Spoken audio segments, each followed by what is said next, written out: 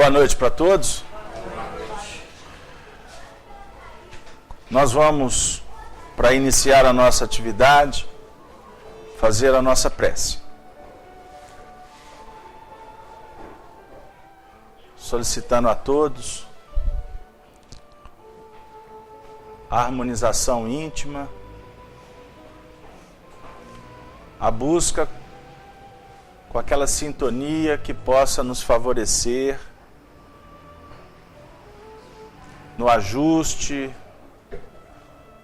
mental, emocional.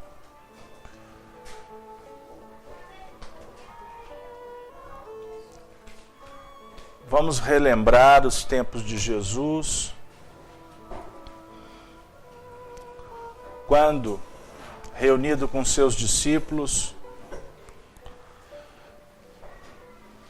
e um grande número de pessoas, as mais variadas condições, subiram ao monte para Jesus falar das bem-aventuranças.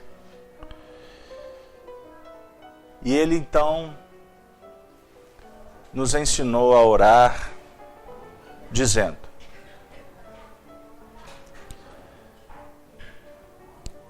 Pai nosso que estais nos céus, santificado seja o vosso nome. Venha a nós o vosso reino. Seja feita a vossa vontade,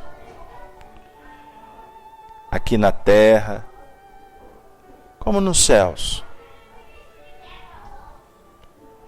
O pão nosso de cada dia nos dê sempre, Senhor. Perdoa-nos as nossas ofensas, ensinando-nos a compreender e perdoar todas as adversidades. Não nos deixes entregues ao egoísmo, ao orgulho, às influências que ainda campeiam na nossa intimidade, livrando-nos, Senhor, do mal.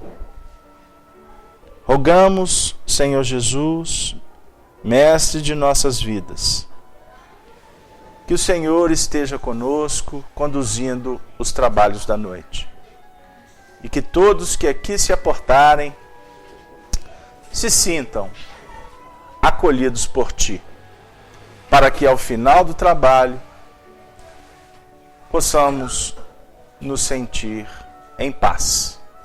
Que a Tua paz se faça, Senhor, hoje e sempre. Que assim seja.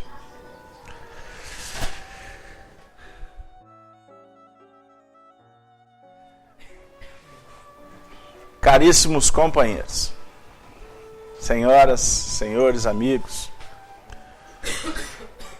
boa noite novamente para aqueles que já estão chegando agora.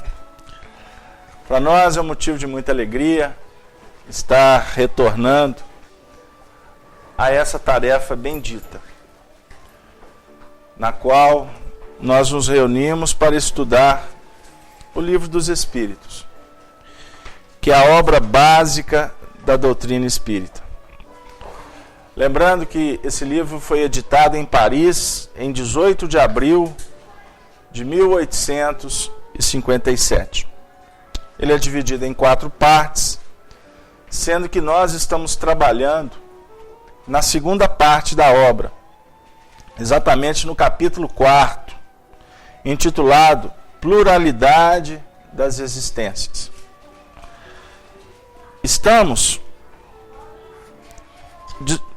Estamos refletindo em torno do tópico semelhanças físicas e morais. Nós estamos, na última semana, nós trabalhamos a questão 208. Então nós vamos reler as questões 207, 207A e 208, para fazer um apanhado e com isso adentrarmos na questão 209, que é um dos objetivos da noite. Então eu sempre ressalto a importância de nos prepararmos para a reunião. Quando, seja um dia antes ou momentos que antecedem a reunião, a gente fazer a leitura em casa, porque facilita, ajuda bastante. E, quando possível, trazer o livro, que aí a gente vai fazendo o acompanhamento junto. E com isso, de alguma forma, nós estamos estabelecendo um método, uma rotina de trabalho. Uma disciplina que vai nos ajudar, inclusive, a acostumar com o manuseio do livro em casa. Porque essa reunião, ela não objetiva ensinar. O objetivo dessa reunião é refletirmos juntos, construirmos um pensamento de acordo com as nossas necessidades. Agora, o estudo da doutrina, ele deve ser feito por nós, de acordo com as nossas necessidades, com as nossas possibilidades, seja onde for, né? Mas assumir a tarefa para aqueles que entendam que isto seja importante. Mas vamos lá. Semelhanças físicas e morais. Kardec levanta a seguinte questão para a espiritualidade sob a tutela de Jesus. Frequentemente, os pais transmitem aos filhos uma semelhança física. Transmitirão também alguma semelhança moral? Resposta: não. Pois têm almas ou espíritos diferentes. O corpo procede do corpo, mas o espírito não procede do espírito. Entre os descendentes das raças, há apenas consanguinidade. Agora 207A. De onde vêm as semelhanças morais que algumas vezes se notam entre pais e filhos? De onde vêm? Semelhanças morais, não é? Que algumas vezes se notam entre pais e filhos. Respostas: são espíritos simpáticos, atraídos pela similitude de suas inclinações. E agora 208. Os espíritos dos pais exercem alguma influência sobre os dos filhos após o nascimento destes? Exercem os pais influência sobre os filhos após o nascimento destes? Exercem ou não? Bom, deixa eu quebrar. O povo está muito sério. Muito grande. Conforme já dissemos, os espíritos devem contribuir para o progresso uns dos outros. Pois bem, os espíritos dos pais têm por missão desenvolver os de seus filhos pela educação. Efigênia está afiada, vocês viram? Ela completou até a frase. Você não colou não, né? Então tá. Pela educação. Continuando. Perdi. Onde que eu parei? Se falharem, serão culpados. Está vendo a regência aqui? Tudo harmonizado. Eu perdi, a Cláudia entrou, depois veio a conclusão. Isso constitui para eles uma tarefa. Se falharem, serão culpados. Eu acho que até a perca aqui, ela até teve uma justificativa, porque nós repetimos essa frase 3 vezes. Eu vou repetir a 4ª. Se falharem, serão culpados. Culpado. Esse é o veredito. De ordinário, são elas que nos envolvem. Ela fez uma conexão com a questão 459. Quer dizer, a influência é muito mais do que nós imaginamos. Então tá bom. Aí nós separamos um texto do Emmanuel, que está no livro Encontro Marcado. Inclusive, ela é objeto de estudo da nossa querida amiga Marta, lá da Federação Espírita Brasileira. A gente endereça um abraço para ela, que de vez em quando ela nos assiste. Na revista O Reformador, ela traz um contexto de um outro assunto, mas ela usa um texto do Emmanuel aqui que cabe bem aqui para nós agora. Diz Emmanuel: cada inteligência emite ideias que lhes são peculiares, a se definirem por ondas de energia viva e plasticizante. Mas, se arroja de si essas forças, igualmente as recebe, pelo que influencia e é influenciada. Por que nós trouxemos esse texto? Porque o processo da educação, ele é de uma importância capital no processo da evolução dos seres. Porque a nossa inteligência, conforme Emmanuel coloca aqui para nós, emite ideia. E essas ideias se definem por ondas de energia. E é energia viva, pulsante e plasticizante. O que ele está querendo dizer com isso? Toma forma, toma corpo. E este é o mecanismo de interação entre os seres. Nós estamos falando aqui de um processo de educação de pais para filhos. Então, por mais que nós julguemos que esse processo se dá de uma forma periférica, de só menos importância, ele precisa de ser avaliado com mais cuidado, porque nós estamos na vida num regime de interdependência, de repercussão do que se faz e do que se recebe. Entendeu? Como pais, esse processo se torna pungente.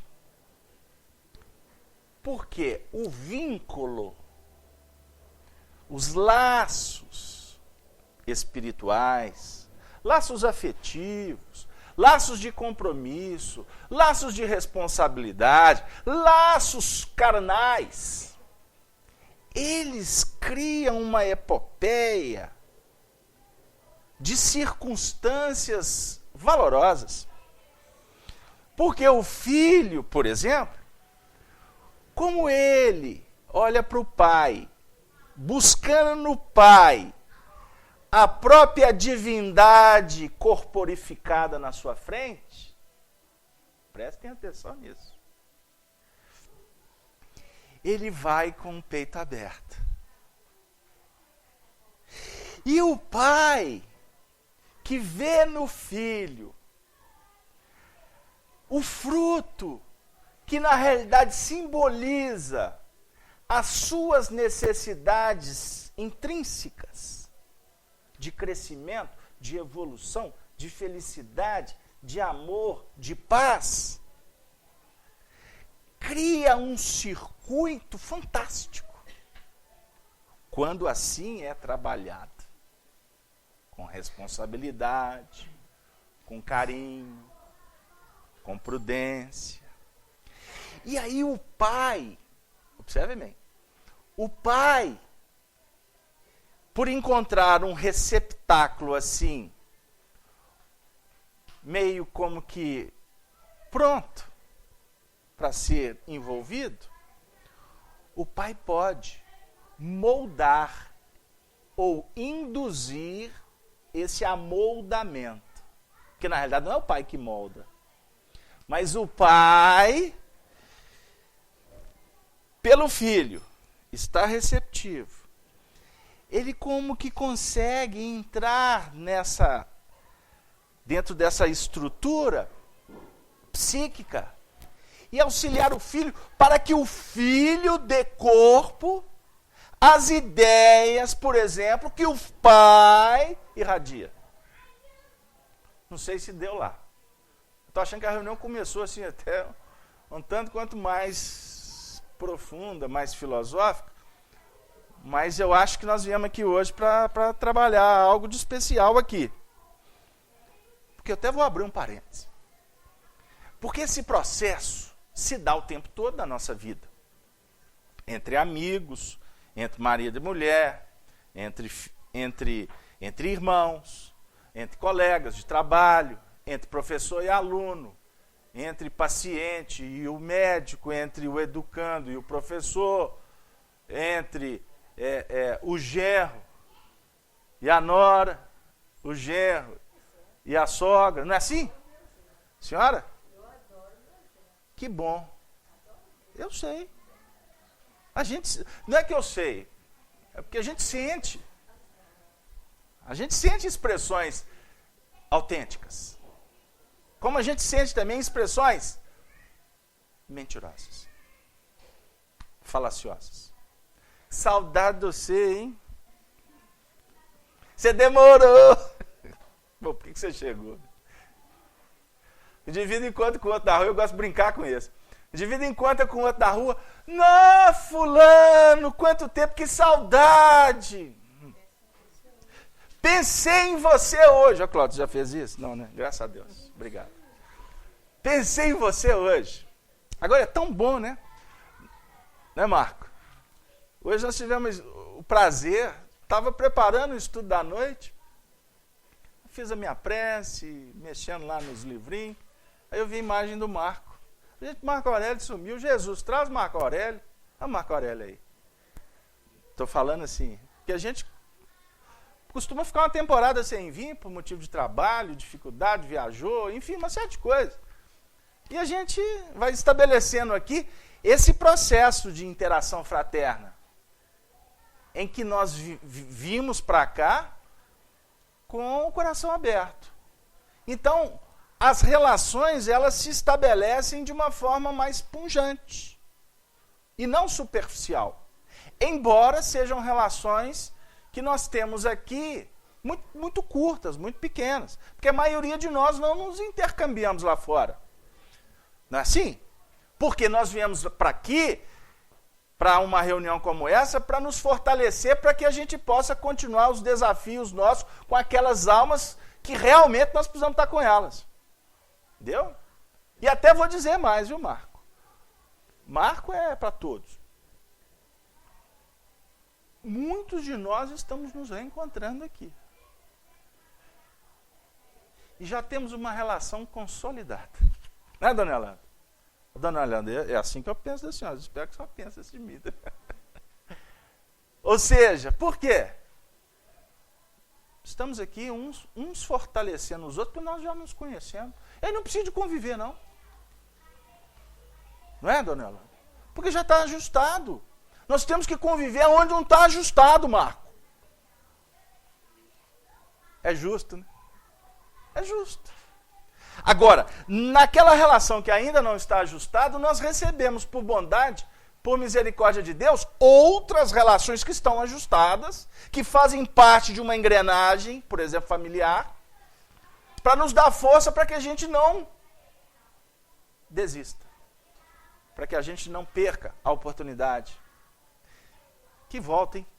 Mas a volta para a gente voltar é para dizer o seguinte, que em todos os ambientes nós estamos tendo essa oportunidade de treinar a relação pai e filho, ou filho e pai.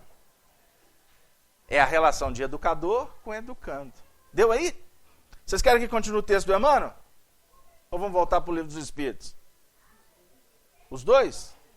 Bicorporeidade. Então vamos por partes, né? Cada hora um. Continuando.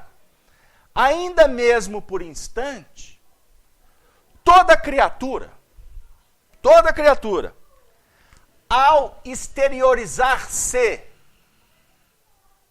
pela palavra, pelo gesto, exteriorização, pelo pensamento. Nós exteriorizamos muito mais pelo pensamento do que pelas atitudes.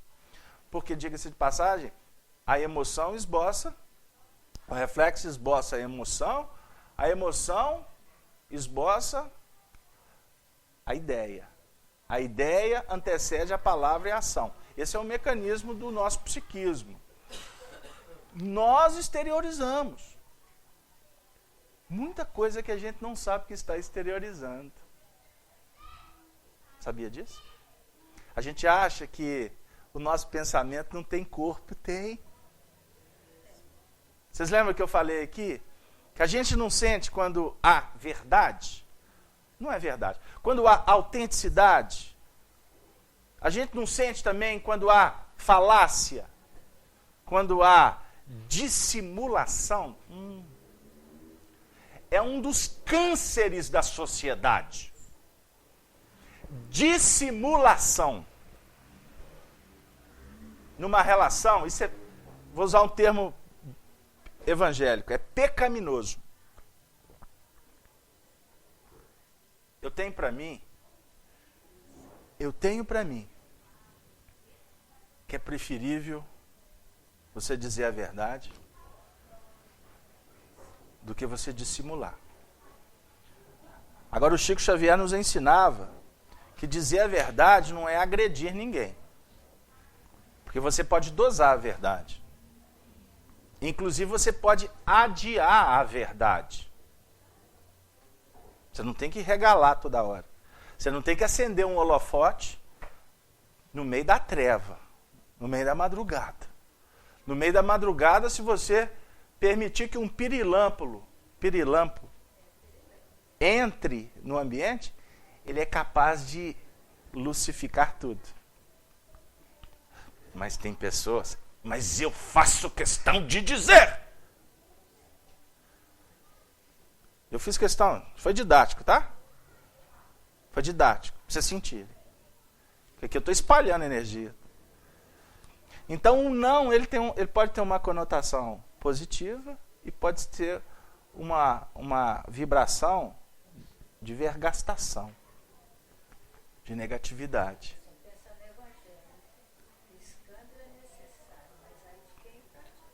O escândalo é necessário, mas ai de quem o pratica ou seja um instrumento. Deixa que eu vou lá e falo. Então vai. Não, eu falo. Aí fica a briga. Será que eu tenho autoridade? Hein, dona Mirtz?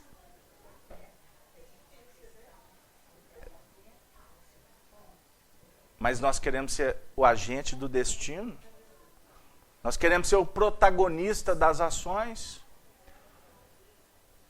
Eu tenho para mim, estudando o Evangelho, que é melhor vir de lá para cá do que daqui para lá.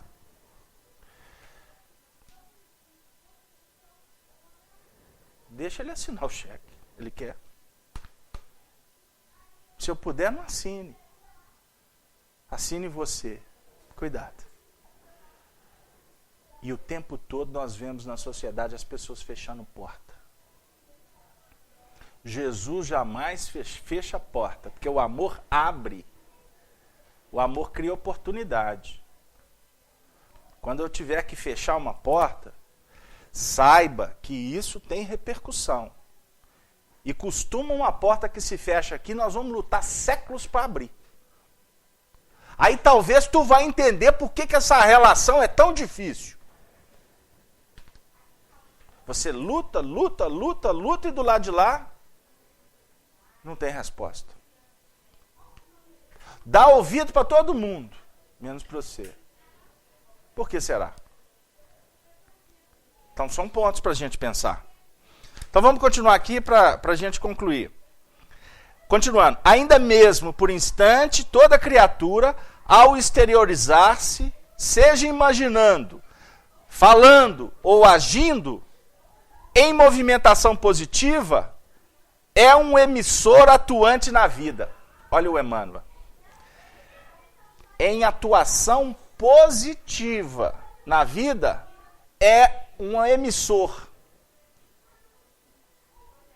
Pensando, falando, agindo. Com positividade. Você passa a ser agente da vida. É diferente quando você pensa, age de uma forma negativa. Você não é agente da vida.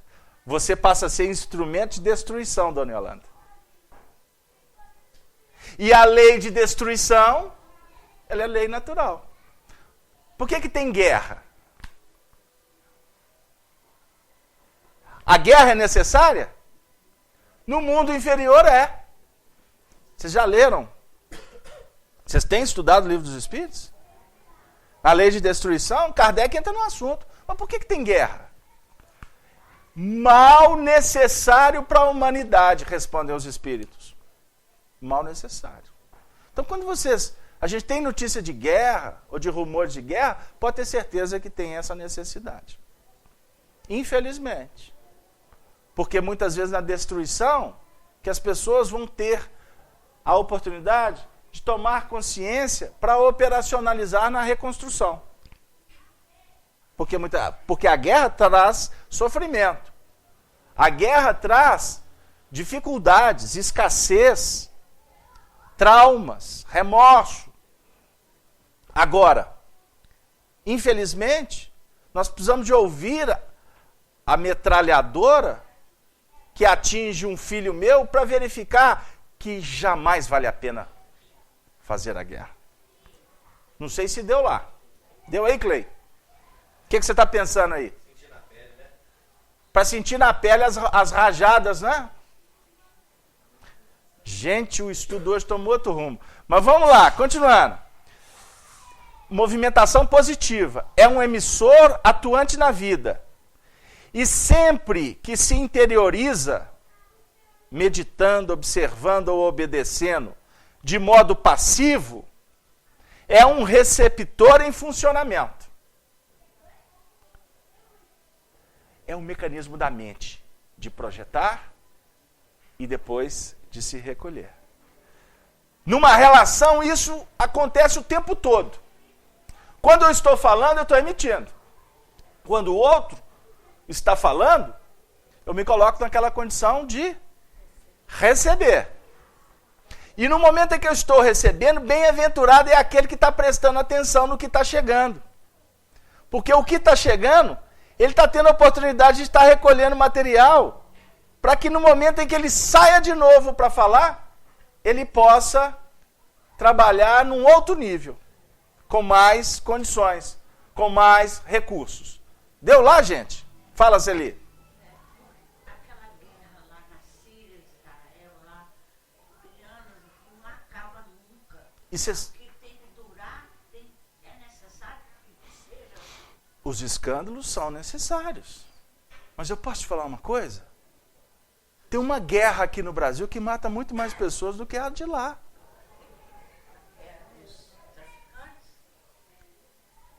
No mundo inteiro há outras guerras que consomem muito mais vida do que essas que são declaradas. Que muitas vezes são guerras alimentadas por interesses econômicos. A gente não para pensar nisso. Que é a guerra que nós empreendemos com o próximo. Nós convivemos numa sociedade guerreando o tempo todo. Isso mata.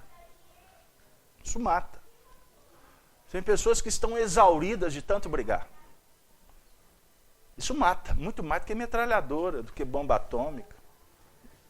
Não é isso, Braço?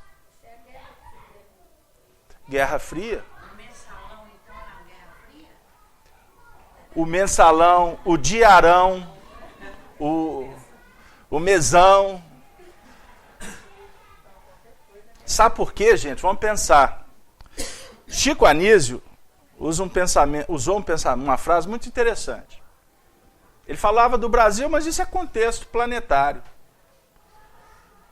Que os homens comprometidos, que ele particulariza um setor da sociedade, que eu não vou particularizar, os homens, nós temos medo do futuro porque desconhecemos o futuro. Desconhecemos o futuro. Mas o medo maior que nós temos é do passado. E esse medo do passado, ele vai acontecendo a partir do momento que nós vamos descobrindo a lei. Porque quanto mais você descobre, quanto mais você estuda, quanto mais você reflete, com sabedoria e com um sentimento elevado, mais nós vamos verificando o tanto que somos devedores diante da lei divina. Não é assim?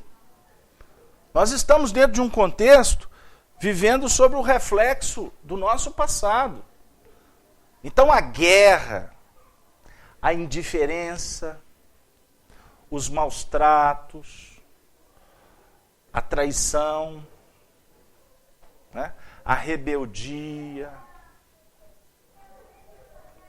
tudo isso é fruto que nós semeamos. Da mesma sorte que as coisas boas também. Só que, dentro desse momento que nós vivemos, nós estamos muito mais sendo bafejados por ondas dificultosas. Porque o momento é para sanear. Uma pessoa, acho que foi na reunião de quarta-feira, uma amiga aqui, Efigênia, se não foi por aí, nessas andanças nossas doutrinárias. A pessoa disse assim, foi esses dias agora, ela falou assim, meu Deus,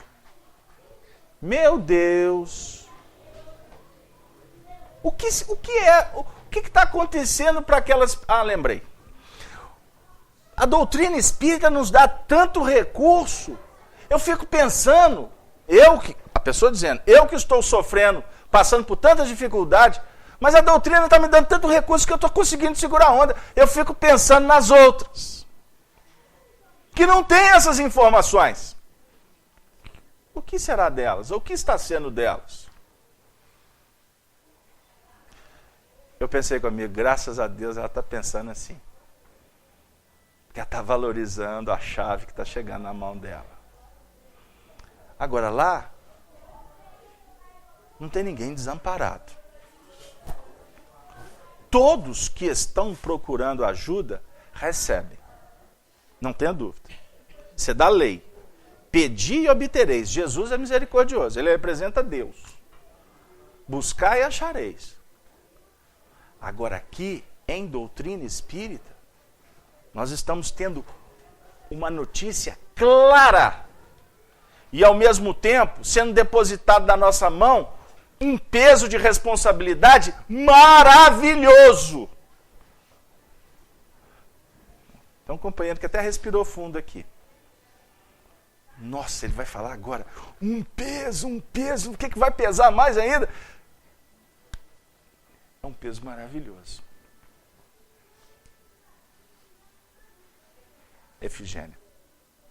É um peso maravilhoso. Para quem põe amor no processo. E pôr amor em qual processo?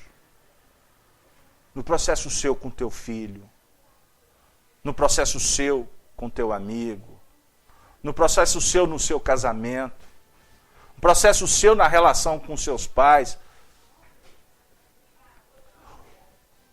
No processo da despedida.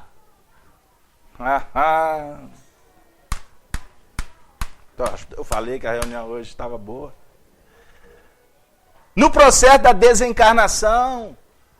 Tem que pôr amor, dona Mirtz. Mas ele está indo embora, como é que eu estou com vontade de jogar um trem na cabeça dele? Não faço não. Mas você não conviveu com ela para saber. Faço não. Põe amor. Até aí. Porque se foi sem resolver, volta para resolver. Não tenham dúvida. A beleza está nisso, dona Yolanda. Que beleza, Casalberto. Agora que eu estou ficando livre dele, você está falando que ele vai voltar? Volta. Mas peraí. Mas pelo menos me dá uma chance. Não vai ser meu marido de novo, não, né? Pois é. Marido talvez não. Depende, viu? Cuidado. Alto lá. Só um pouquinho. Porque ela pode voltar para ser sua esposa assim, por que não? Hoje ela é sua sogra. Hoje é genro. É sogro. Amanhã volta para ser sua esposa, seu marido. Hoje eu tô pegando. O negócio hoje não tá fácil não, Glaucio. Vamos mudar de assunto, né? Vamos falar do evangelho. Mas para voltar para ser filho. Pode voltar para ser sua filha. Aí agora a gente tem outros olhares. Agora a gente está numa outra condição. Porque nós encontramos uma alma que amamos, que há intercâmbio vibracional. E aí os pais, se intercambiando, vão encontrando mais fortalecimento para ajudar aquele que tem mais dificuldade. Porque aqui, no casal, a dificuldade está aqui, um dos filhos. Porque se bem que hoje não tem muita chance, ou é um ou é dois. Costuma ter um erro, lá vem 3. Era bom nos tempos de Maria João de Deus, 9. Casalberto, você fala isso, eu queria ver se você estivesse lá. Então tá bom. Isso aí é outra história, né, dona Yolanda? Mas a dificuldade está aqui, o casal está aqui, um dos filhos desses 2 é que está trazendo mais dificuldade. Faz de conta que o pai lida com essa história aqui com muita tranquilidade. Mas o desarranjo está aqui, com a mãe. Aí o marido, bem, mas isso é fácil de resolver. Tem que ter paciência, bem. Não suporto, não aguento. Eu tô com depressão. Tem que tomar Rivotril, porque senão eu não durmo. Aí passa por aqui, passa por lá, consultório para cá. E graças a Deus, porque os profissionais da área precisam também ganhar o leitinho deles. Mas passa para cá, muda para lá e passa uma vida inteira tomando Rivotril. O pessoal da marca que vende Rivotril vai me processar. E o problema não resolve. Por quê? Está muito mais voltado para as limitações pessoais do que entender o processo e operacionalizar na luz para mudar o painel. Nós não estamos falando mudar o outro, por exemplo, o casal mudar o filho. Tem que mudar a si mesmo. Porque o filho, na realidade, ou a filha, ou os filhos, porque costuma ser a turma toda, eles estão sendo instrumentos para ensinar para os pais que são os maiores necessitados. Porque eles estão na boa. Eles estão abrindo e fechando a sombrinha na praia, sem problema nenhum. E o caos está na cabeça dos pais. Mas, Casalberto, eles fazem tudo errado. Espera aí. O que é certo e o que é errado? Para a gente pensar. Seu nome e seu bairro?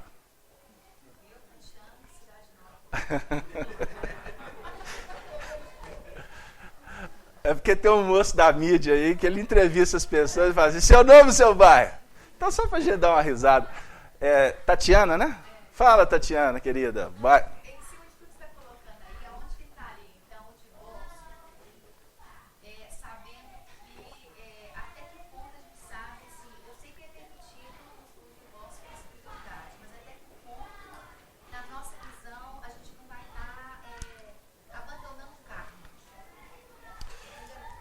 Entendi. Tatiana, alguém te contou aqui qual que é o regimento da nossa reunião? Não? Aqui, o regimento interno da nossa reunião é que é proibido fazer pergunta difícil. Tatiana, deixa eu te contar uma história. Quando Jesus fala do divórcio, no Evangelho, ele fala do divórcio como uma permissão da lei face à dureza dos vossos corações. Né? Então, assim, nós vivemos num regime em que estamos o tempo todo sendo convidados para uma boda, para uma festa. Porque a boda, ela representa uma festa, quando nós aceitamos o compromisso. É um casamento. O casamento com a vida é a maior boda que existe. Quantas vezes, por dureza no coração, nós não promovemos o divórcio contra a própria vida? Eu me divorcio das leis divinas, muitas vezes no mecanismo da minha vida, sem eu perceber. Todas as vezes que eu me desconecto do bem legítimo, eu estou divorciando e criando uma ruptura, que depois eu vou precisar de trabalhar nesse resgate interior. Criar empecilho para que o amor se expresse é assumir responsabilidade diante da minha própria consciência. Como eu ainda sou uma criança incipiente, que estou ao sabor da ventania, da circunstância, muitas vezes a vida oferece tempestades para que eu possa, de alguma forma, me sentir com limites, amedrontado, para que eu me sinta esvaziado por dentro, pelo abandono da segurança. E com isso a vida está me dizendo que é necessário me consorciar novamente. Se nós formos levar para uma análise de profundidade espiritual, o casamento maior é com a vida. E aqueles que perpassam por misericórdia de Deus no nosso caminho, são representantes de um grande consórcio que eu fiz com Deus. E eles vão me mostrando, no dia a dia, como é importante me manter na posição de equilíbrio, de humildade, de renúncia, mas de benevolência atuante, de candura, de solidariedade, de amizade. São pessoas que passam pela nossa caminhada para nos dizer: oi, existe um amor maior. O amor maior é o amor à vida, é o amor a Deus, é o amor que vai efetivamente expressando o nosso desejo de ser feliz. Um amigo que chega um companheiro que chega no meu caminho, é uma possibilidade de me tornar um amigo. Não é assim? Uma relação. E nós temos muitos amigos, muitas amigas. E algumas delas, o Senhor da vida nos pede que assuma responsabilidades mais amplas. Porque o aprendizado vai ser mais efetivo. E com isso, nós vamos estreitando os laços que redundam, inclusive, no próprio casamento para a fundamentação da família. E muitas vezes são estes que nós apostamos as nossas maiores fichas. Não é assim? Porque, por sermos gregários, a lei de sociedade vige no nosso caminho, e o Emmanuel está dizendo que nós vivemos num processo o tempo todo de oferecer e de receber. Existem aqueles que a providência divina entende que nós precisamos de investir mais para aprimorar-nos mais ainda. Mas nem sempre os corações que caminham conosco estão o tempo todo dispostos a investir nessa linha. Porque, como nós afirmamos, nós estamos vivendo num mundo ainda muito inferior. Um mundo onde vive o egoísmo, aonde vive o orgulho, Estes são os cânceres, os tumores principais que podem nos desviar desse grande casamento com a vida. E pelo egoísmo e pelo orgulho, dissociados do bem, eu muitas vezes, ou na maioria das vezes, eu deixo de investir no amor que é a oferta para exigir a colheita, que nem sempre eu sou ainda merecedor. Então, quando vem a sua pergunta, que é uma pergunta que perpassa o coração de todos nós o tempo todo, uma relação de décadas. Nós temos aqui a Dona Yolanda. Vou pegar a Dona Yolanda. Dona Yolanda para Maria. Se fosse o Clóvis, era para Cristo, né? Vou pegar ela para Maria Santíssima. Dona Yolanda é casada há quantos anos, Dona Yolanda? Ele não está assistindo pela internet, não, né? O marido da senhora está não, então eu posso falar. 50 anos. Errei em 8, não posso. Então vou falar, quase 60. 6 décadas. São 6 décadas de convivência. 6 décadas de incerteza. 6 décadas de aprendizado. 6 décadas de felicidade. 6 décadas de augúrias. É assim que funciona. Tem tudo. Como diz o jovem, tem hora que dá vontade de chutar a barraca inteira. Não tem? Não, tem não, teve. É isso, a consolidada, 60 anos, eu falei assim, não posso falar um negócio desse, que ela desencarna, o marido dela desencarna, vai falar assim, que história é essa, Casalberto? Nós chegamos aqui vitoriosos. Olha o que a Dona Yolanda falou. Prestem atenção. Isso aqui é terapia grupal. Agora nós vamos dar os testemunhos pessoais. A Dona Yolanda disse assim, Casalberto, mas agora a gente nem tem força nos pés para chutar mais a barraca.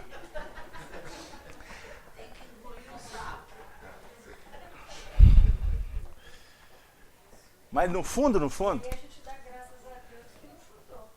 fundo, sabe o que ela quis dizer? Sabe o que ela quis dizer?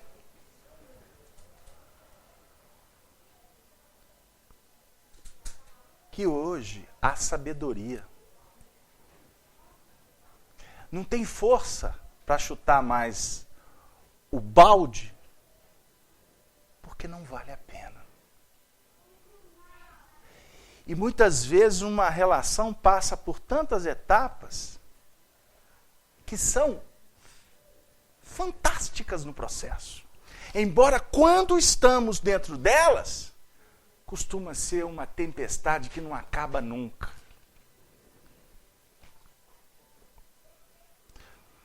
Se a visão não é da imortalidade, é melhor separar. É melhor dissociar. É melhor abandonar o filho. É melhor chutar o amigo. Vocês estão vendo o que eu estou falando? Porque eu não estou falando aqui de relação a 2, casal, que usa aliança para mostrar para os outros que é casado. Eu não estou falando só dessa relação, porque senão eu limito a minha conversa. A nossa reflexão aqui é o casamento com todos, com a vida, com os amigos. Eu tenho tantas responsabilidades com o meu primo, como tenho com o meu irmão. Com o meu filho, como com o meu pai. Qual que é a diferença? Eu tenho tantas responsabilidades com o meu genro, com a minha nora, como eu tenho com os meus filhos. Deu, Denise? Mas eles são sangue do meu sangue, eles têm o meu sobrenome. Oi? Gente, vamos pensar com carinho, com prudência, inclusive com equilíbrio. Porque senão pode ser que a gente possa ter uma ideia aqui errada e achar, então tá bom, então eu vou cuidar do meu primo, larga meu irmão para lá. Não é isso. Nós estamos falando que as nossas responsabilidades são colocadas em nossas mãos e o nosso coração é que vai dar o ditame de onde nós precisamos cuidar. Se você, por exemplo, se relaciona, você tem 7 irmãos. Quantos irmãos você tem, Cláudio? Sim, errei por 2. Não, porque só no plano espiritual. Então tá bom. Você não tem uma relação diferente com cada irmão? São 4. Não, você tem 5 irmãos? Então são 6, eu errei por 1. São 5 relações diferentes. Né? Com um você tem mais liberdade, com o outro você tem mais carinho, com o outro ele é mais sistemático, o outro é mais brincalhão, o outro é mais sério. Não tem essas medidas assim? Que a gente vai, de acordo com a característica do indivíduo, você vai se ajustando ou lutando para se ajustar? E muitas vezes você está lá nessa relação, investindo, passa anos e anos, de repente, por conta de um telefone mal dado, de um aniversário que não foi, é o suficiente, aquela noite que não pôde dormir no hospital, é suficiente para julgar décadas e décadas de relação pelo ralo. Não tem isso? Hã? Gente, eu não estou achando que essa reunião está boa hoje. Porque... Obrigado, Dona Mirtes. Eu já estava até desistindo, pedindo para fazer a prece final. Não tem? Então, nós estamos consorciados num grande projeto. Os exegetas, os teólogos, tratam Jesus como o esposo da humanidade. O esposo da humanidade. Jesus é o noivo que quer casar. Aí ele nos oferece o evangelho, que é o casamento. Olha que beleza. Não entendi nada, Casalberto. O evangelho é vivência. O evangelho não é um corpo de notícias. O evangelho é um livro simbólico que representa o caminho que nós precisamos de percorrer para efetivamente casarmos para sempre. Tem casamento para sempre, Casalberto? Tem. Porque para o amor verdadeiro não tem tempo. Para o amor verdadeiro tudo passa. Para o amor verdadeiro é sempre dádiva. Não tem cobrança. Não tem recriminação. Não tem julgamento. Não tem nada disso. Casalberto, mas eu estou sofrendo. Sabe o que nos questionaram ontem, no estudo que nós fizemos lá na Rede Amigo Espírita? Porque a gente estava falando, o assunto entrou na linha da lei, da justiça, do amor e da caridade, e a gente foi falando da justiça divina e tal. Aí uma pessoa perguntou, mas e a justiça humana? Hoje está comemorando não sei quantos anos da lei Maria da Penha. Na hora eu tive, com todo carinho e respeito, eu pensei, né, eles precisavam também de uma lei para o João da Penha, não precisava? Não é sério essa história? Esse povo também, né, só puxa para o lado de lá, né? Porque tem muito homem apanhando. Não tem? Oi? Não faz isso. Porque se eu apanhar numa reunião espírita, o que é que não vai acontecer comigo na sociedade e no umbral? Por que existe a justiça? Eu escutei isso de um magistrado ontem. A justiça existe para impedir a força. Para impedir a força desmedida. Por isso é que você tem regulamentos.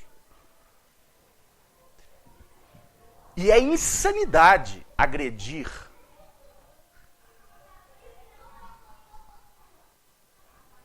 hoje nós estamos pensando em agredir animais. Não é assim? Não tem a sociedade protetora dos animais? É insanidade agredir um animal. Como agredir uma planta. Quanto mais um ser humano. O ser humano, agressão é atestado de compromisso espiritual gravíssimo. Então, a insanidade precisa de regulamentos, de impedimentos, para tentar controlar um pouco isso. Mas as leis dos homens não podem impedir a agressão psicológica. Porque ela parte do mesmo fulcro irradiador de insanidade. Quando você encarcera uma pessoa psicologicamente. Quando você mata esperança. Quando você tortura as possibilidades. Só a expressão corporal é que difere. Mentalmente, o fulcro é o mesmo. E isso causa responsabilidades. Causa responsabilidade. Aí a gente vai entender o porquê que nós estamos encontrando isso no nosso caminho. Tu fizestes um dia.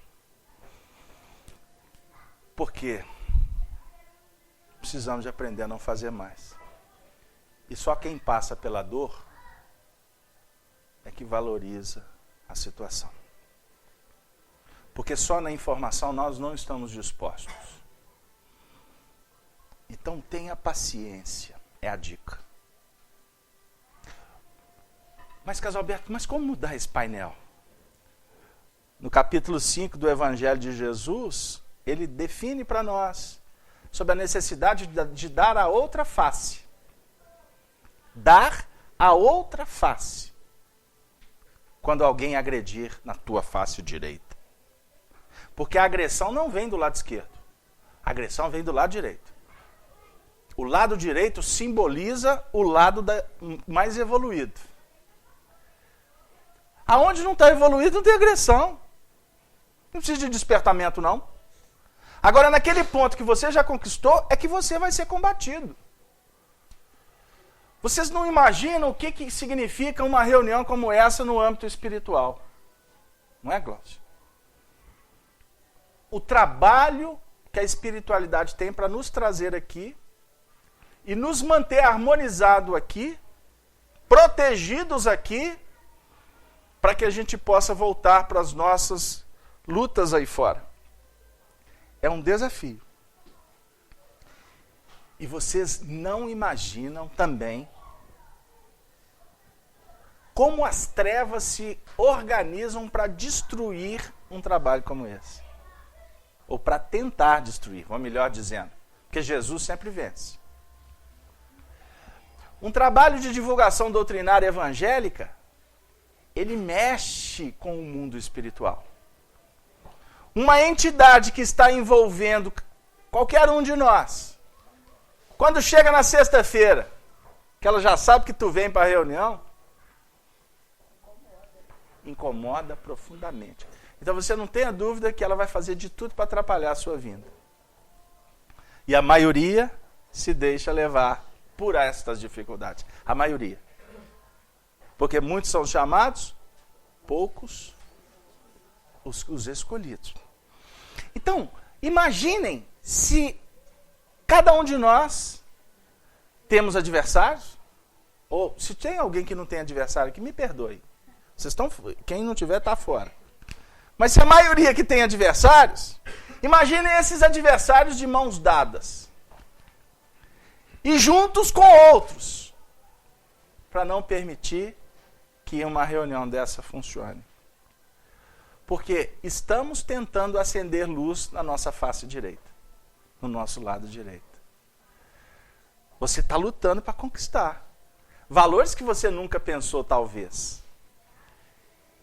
E empreender essa luta de aprimoramento não tenha dúvida que movimenta então um painel espiritual pungente na sua jornada, para que você desista, para que você não prossiga. Aonde que eles vão bater? Na tua face direita. A vida funciona assim. Nós somos testados o tempo todo naquelas conquistas que você já empreendeu. Portanto, não penseis que a vida é para ser vivida na base da flauta. Não.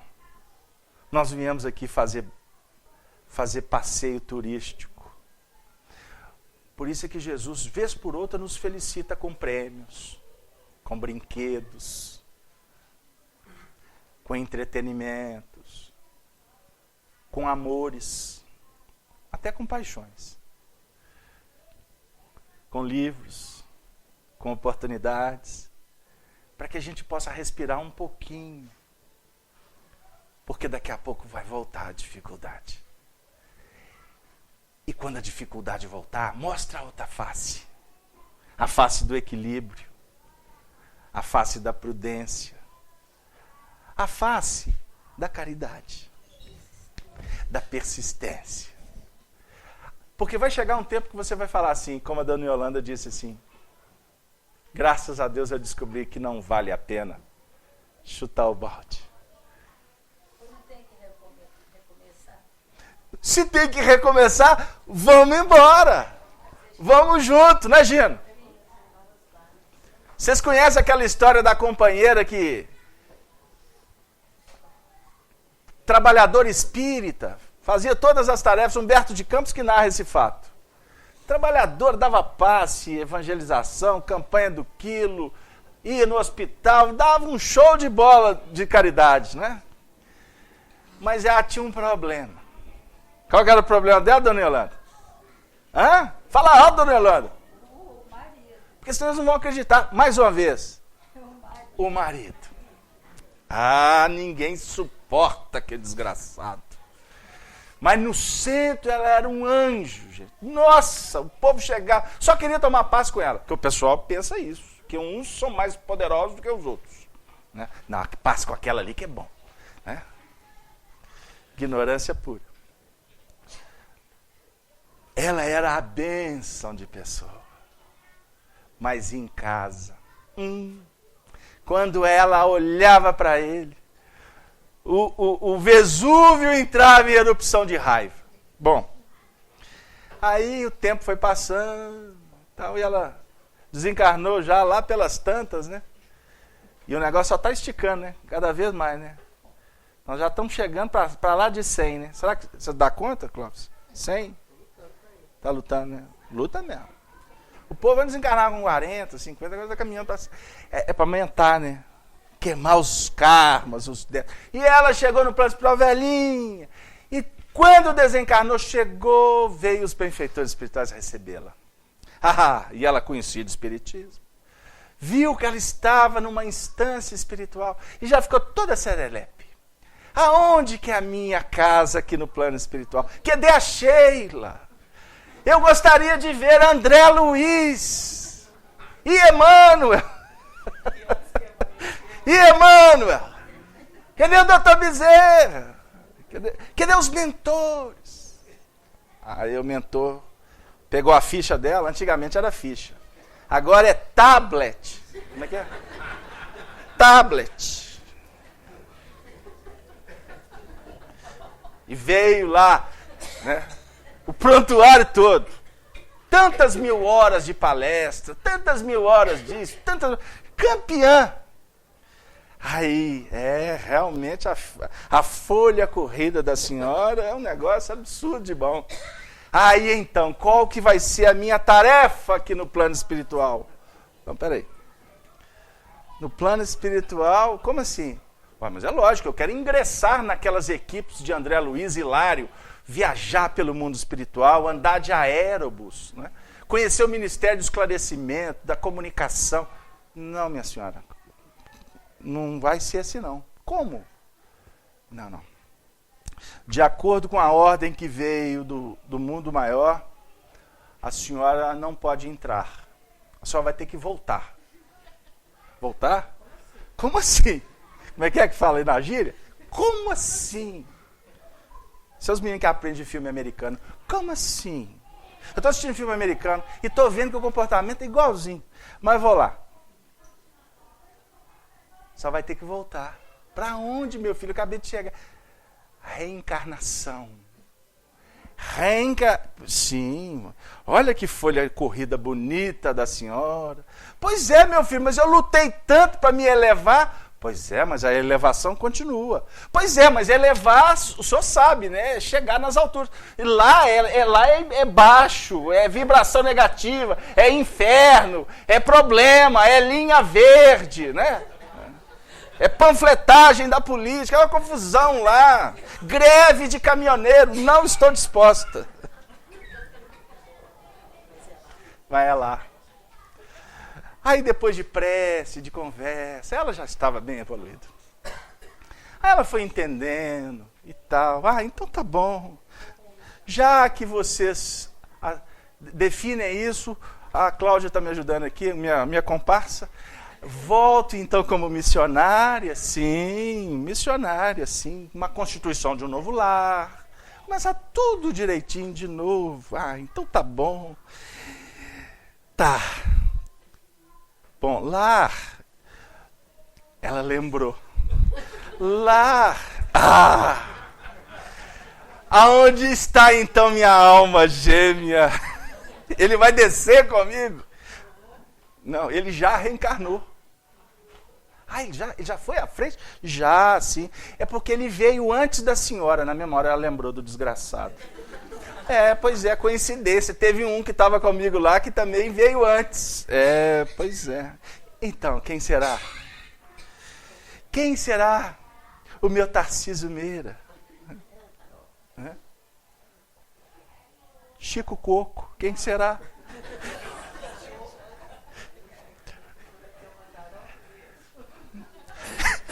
É o Mazzaropi mesmo. Gente, o Mazzaropi deve estar no mundo espiritual rindo da Cláudia. Vocês não sabem o que é Mazzaropi, não. Isso é época nossa, década de 60. Aquele desgraçado... De novo? Mas eu fiz evangelho no lar com ele 50 anos. Uma luta para fazer evangelho no lar com ele. Porque a gente começava...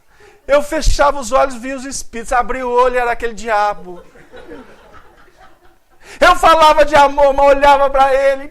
Como eu tive que aturá-lo? Foi 50 anos aturando. Pois é. É isso, a senhora chegou no cerne da questão. Os dois pombinhos vão voltar juntos. Vão casar de novo. Com uma programação agora de 60 anos juntos. Mas ela já estava sensibilizada. Tudo bem. Eu aturei. Vou continuar aturando. Manda lá, vamos embora. Não, alto lá. Não é assim não. Jesus nos ensina no Evangelho que quando alguém te pedir a capa, não dê sua capa. Ofereça a túnica também. Se a senhora reencarnar para dar a capa de novo, a senhora continuará no regime da justiça. Porque quando alguém te pede a capa e você dá a capa, você está cumprindo a obrigação. Porque o pedido que bate na sua porta, ele está dizendo que você tem responsabilidade. Isso é justiça. Isso é comprometimento com a lei. Então o negócio agora não é dar só a capa, é dar a túnica. Porque quando alguém te pedir para andar uma milha, não ande uma milha só, ande 2. Porque a primeira milha é a lei de justiça. Agora a segunda milha, ou dar a túnica, a capa, é lei de amor. Não volte, minha irmã, para aturar novamente o seu companheiro. Volte para amá-lo. Graças a Deus ela topou. Se ela conseguiu, eu não sei. Porque Humberto de Campos só contou a primeira parte do livro. A segunda parte, ele está dizendo que nós precisamos de aprender a escrever. Porque toda a história se torna uma parábola. Para que a gente realmente entenda o que nós estamos fazendo aqui na Terra. A Tatiana fez uma pergunta. Muitos querem saber a resposta. O divórcio é justo. A doutrina espírita não é contra o divórcio. De forma alguma. Porque se ela é legitimada na terra, Jesus legitimou entre os homens. Será a doutrina espírita que vai combater? Cada um escreve o livro da vida a partir do julgamento da própria consciência. Aonde está escrita a lei de Deus? Questiona Allan Kardec. Na pergunta 621 do Livro dos Espíritos.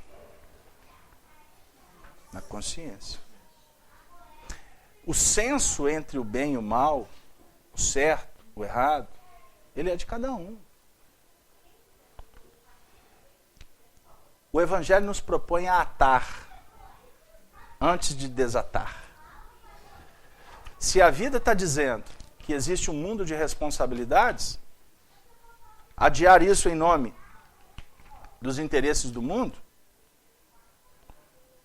é legítimo querer adiar. Mas devemos ter a consciência que a esta tarefa nós vamos voltar. E nós temos visto, num número muito grande, entre os próprios espíritas, as responsabilidades de serem adiadas.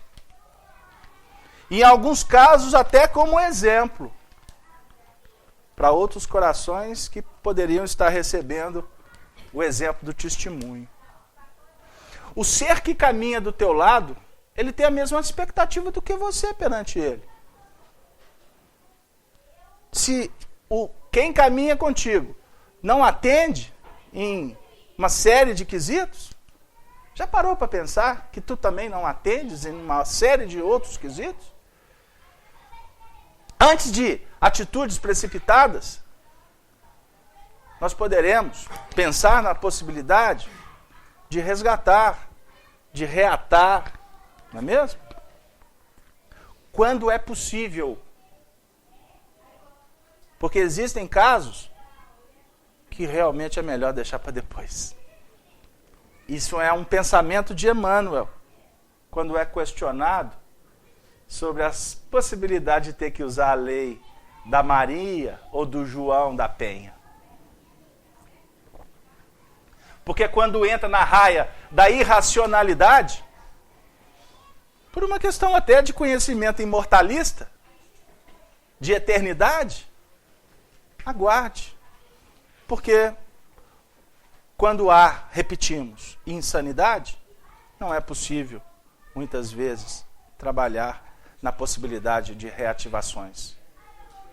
Então, nós temos que operacionalizar focando luz e nos preparando para o consórcio com a vida. Porque, inclusive, há situações, olha o que eu vou dizer, hein? Assumindo responsabilidades espirituais. Há situações que o ciclo acaba mesmo. O ciclo acaba mesmo. Não há possibilidade alguma. Não é porque existe ódio, existe dramaturgia, crimes, desavenças complexas. Não, é porque acabou. Quantos casais que nós conhecemos que se dissociaram com a maior tranquilidade porque entenderam que realmente completou o ciclo. Já vi histórias lindas. E todas elas não tinham filhos. Porque quando tem filho, a decisão não é do casal. Quando há filhos, a decisão é coletiva. Porque a responsabilidade é ampla e irrestrita. A marca que deixamos, que plasticizamos no coração do filho, pela nossa conduta, é o que os espíritos estão tentando falar para nós no final da questão 208. Se falharem, serão culpados. Eu estou falando isso para vocês com o coração apertado. Eu não tenho dúvida de que muitos não concordam. E eu até gosto de dizer, viu, Clay? Que o que felicita, o que nos impulsiona no trabalho, muitas vezes é muito mais desagradar do que agradar. No sentido ideológico, tá, gente? Porque desagradar, jamais. Mas no sentido de pensar, é melhor contrapor e criar um sistema em que o indivíduo pense. Porque nós não estamos aqui para falar amém. Isso não é aprendizado espiritual.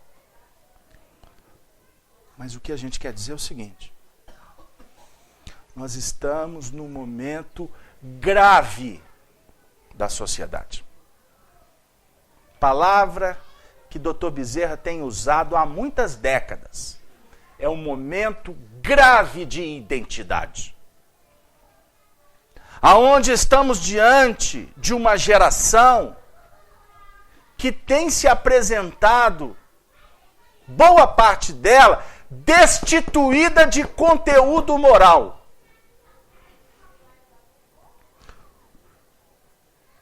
Conflitos mil. E esta geração que está chegando, ela precisa de ser tratada com muito carinho.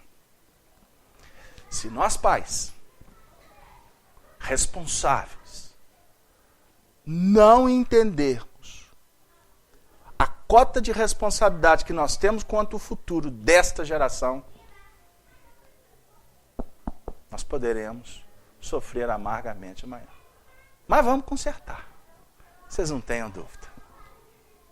Agora, onde falta conteúdo, nós temos que, de alguma forma, oferecer algo de especial. E no mundo de hoje, uma família que está destituída da vivência do Evangelho, as dificuldades, conforme eu ouvi esta semana, serão muito maiores. Porque baratearam o sexo. Baratearam a justiça.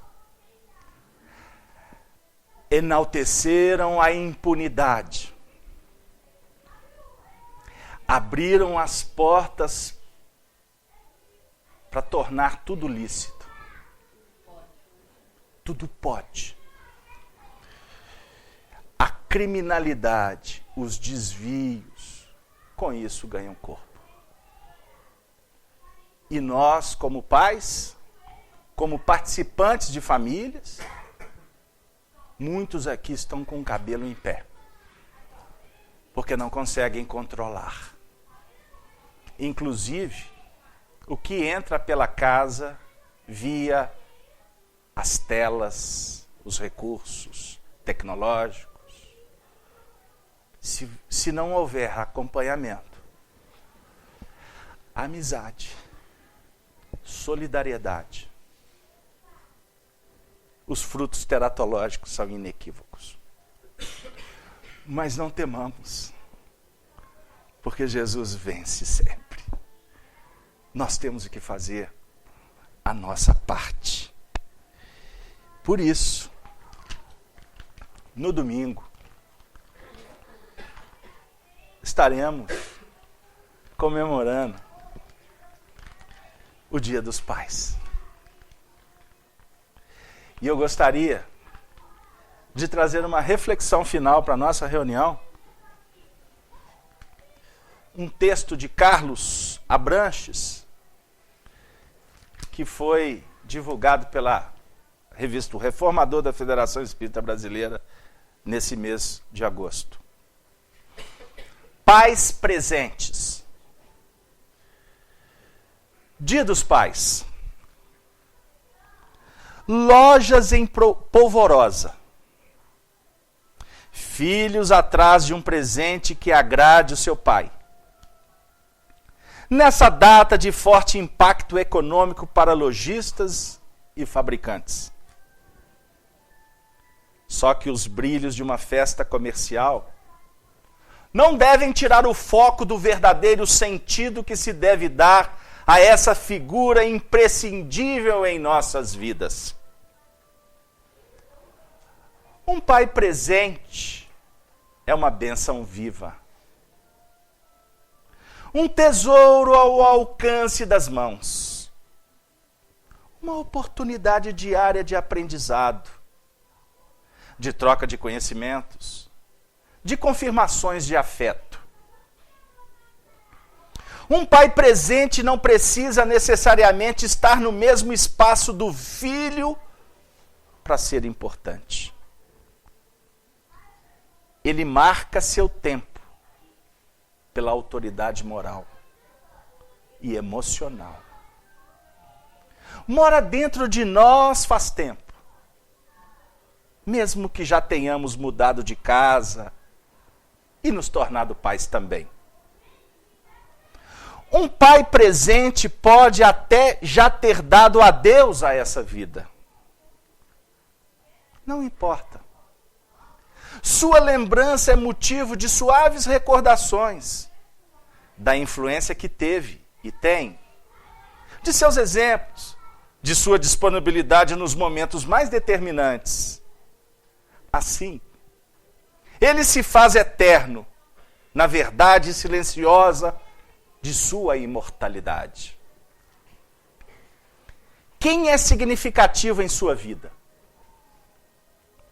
Quem abriu as portas de sua intimidade e conquistou um espaço próprio, de onde não precisará sair? Sua resposta pode remetê-lo a professores da infância, alguns amigos das primeiras brincadeiras, aos orientadores religiosos das primeiras aulas de evangelização. Mas se seu pai o acompanhou nessas trilhas iniciais, fazendo-se marcante nos momentos mais singelos, há espaço permanente para que fique no âmbito de sua memória afetiva, fermentando com o próprio exemplo seus mais expressivos desafios na busca imprescindível da maturidade. Como avaliar a grandeza de um pai? Se ele decidiu seguir sozinho por outros caminhos, deixando a família por desavenças incontornáveis, fazer-se presente na ausência é um dos exercícios mais valiosos daquele que vive o ofício de amar, ainda que à distância. De que forma cuidar da mudança de perspectiva de minha relação com ele? Agora que estou na adolescência em busca de minha própria identidade? Um pai presente sabe compreender que o jovem tem o direito de descobrir a si mesmo, sem que para isso passe por algumas crises de convivência com quem lhe é mais próximo. Onde encaixar o meu pai agora, que minha família ocupa as preocupações mais graves de meu dia a dia? Para ele, ver o filho revelar responsabilidade para com o próprio lar é como um presente, uma confirmação da eficiência de seus próprios métodos de pai. Como fazer com que meu pai tenha uma velhice digna, sem sentir-se abandonado à própria sorte, depois de anos de dedicação à prole? não há nada mais valioso que resgatar um pouco a cada dia o débito de gratidão, num reconhecimento permanente da importância que Ele tem em nossa vida. A meu pai, a seu pai, a você, pai, ofereço essa crônica com o sentimento de resgatar a força esmagadora e fundamental de sua figura em nossa vida. Feliz aquele que teve ou tem um pai marcante, no melhor dos sentidos. Feliz aquele que é um pai presente. Feliz o pai que, a cada dia, vai além desses compromissos e se faz uma verdadeira dádiva para seus filhos presentes. O pai representa o Senhor na nossa caminhada. E a Ele nos disse Moisés e confirmou Jesus. Nós precisamos honrá-los, estando eles conosco ou à distância, quem sabe no mundo espiritual. Reserve um tempo da sua jornada e ore por eles, agradecendo tudo que eles nos deram, mesmo que foi o abandono, mesmo que eles partiram por deliberação do alto, deixando-nos órfãos. Mas é melhor ter órfãos daqueles que desencarnaram do que sermos órfãos de pais vivos. A dor costuma ser muito maior. Honrar o pai é honrar o próprio futuro. É investir na grande jornada, porque nós, como herdeiros de Deus, filhos que caminhamos na direção do bem e da paz, iremos o tempo todo representar o Pai nas nossas ações. E bem-aventurados somos aqueles que representamos com dignidade a própria moral cristã. Como amigos, como participantes, como aqueles que são solidários, como aqueles que assumem responsabilidades no próprio Instituto do Lar e que devemos levar até o fim. Pois esta é a senha do Evangelho, a senha da vitória. Perseverar até o fim. Não perseverar vitorioso, cheio de holofotes, cheio de mando, cheio de determinações, cheio de respostas que atendem o próprio anseio. Mas sermos vitoriosos no silêncio, no apagar-se, para que o filho cresça. Como fez José da Galileia. Como define Emmanuel no livro Levantar e Seguir, aquele que reencarnou para não participar da história no seu contexto mais globalizado.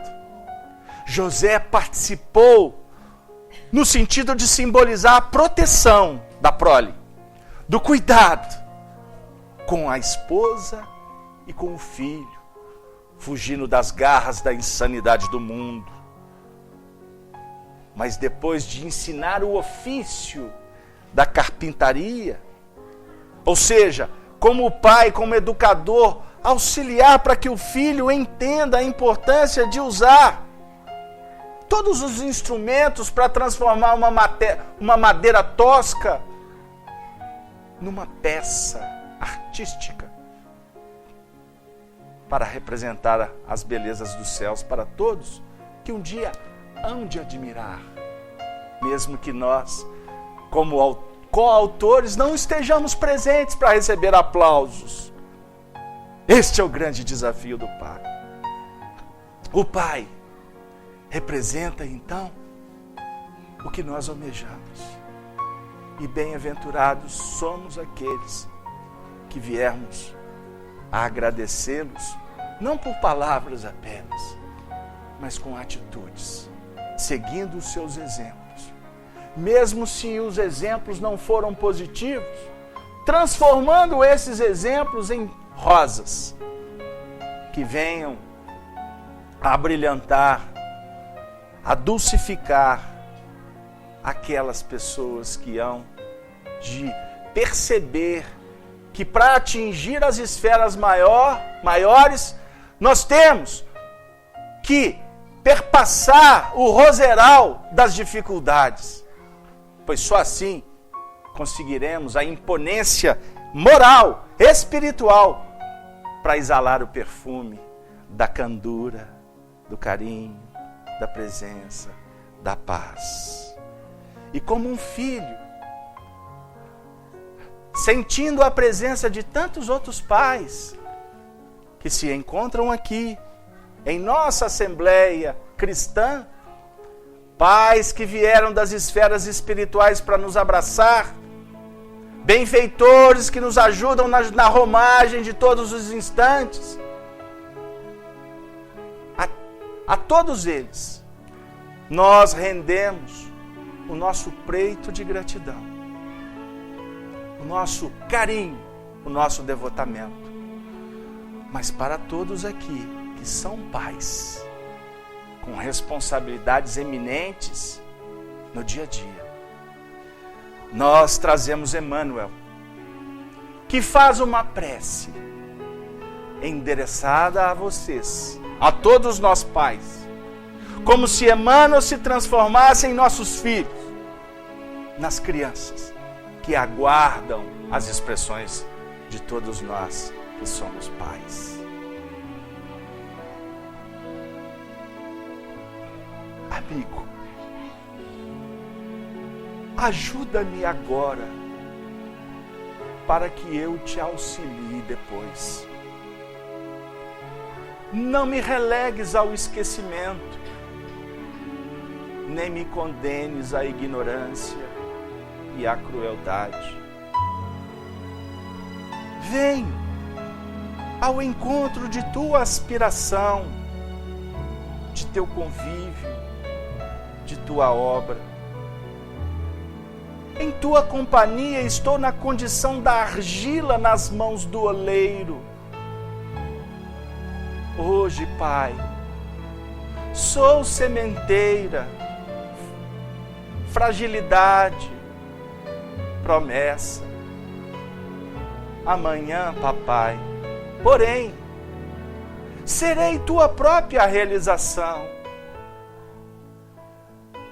Corrige-me com amor, quando a sombra do erro envolver-me o caminho, para que a confiança não me abandone. Protege-me contra o mal. Ensina-me a descobrir o bem. Não me afastes de Deus, Papai. E ajuda-me a conservar o amor e o respeito que devo às pessoas, aos animais e às coisas que nos cercam. Não me negues tua boa vontade. Suplico, Papai, não me negues teu carinho. Papai, preciso da tua paciência. Tenho tanta necessidade do teu coração. Quanto a plantinha tenra precisa da água para prosperar e viver. Dá-me tua bondade e dar-te-ei cooperação. De ti, Papai, depende que eu seja pior ou melhor amanhã. Senhor, suplicamos a Ti, abençoe o sagrado mandato da paternidade, que possamos nos conscientizar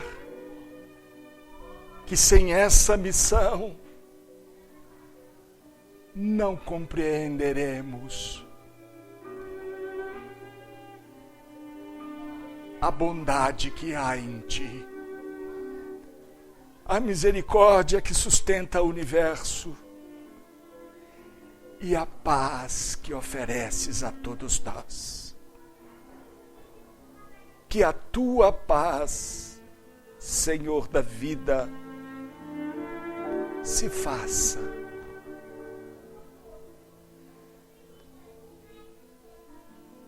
do território sagrado, do coração de todos os pais, do espaço e todos os pais da divina terra, do planeta água, da excelsa renovação. Muito obrigado a todos. Feliz Dia dos Pais.